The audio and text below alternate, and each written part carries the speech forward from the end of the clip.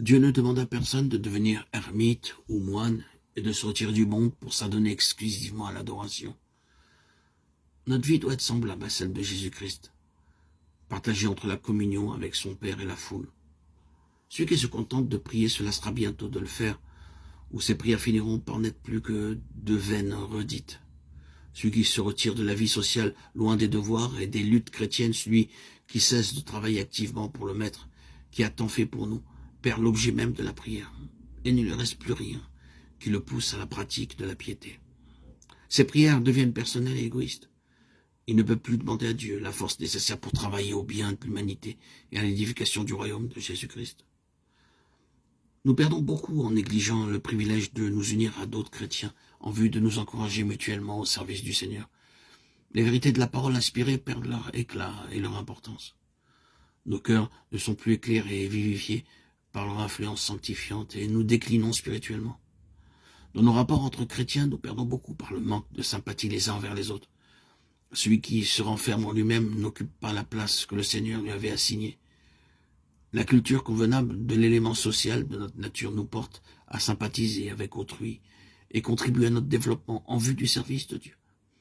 Si les chrétiens voulaient se réunir pour se parler mutuellement de l'amour de Dieu et des précieuses vérités de la rédemption, ils trouveraient force et rafraîchissement. Chaque jour, il nous est possible d'avoir une connaissance plus profonde de notre Père Céleste.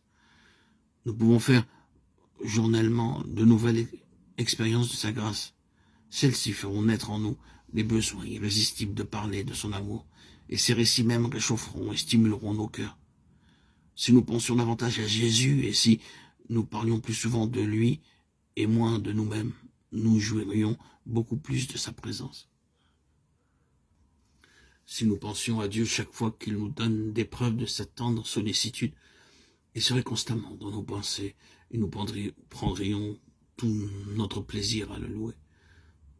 Nous parlons des choses temporelles parce qu'elles nous intéressent. Nous parlons de nos amis parce que nous les aimons et que nos joies et nos douleurs sont intimement liées aux leurs. Et pourtant,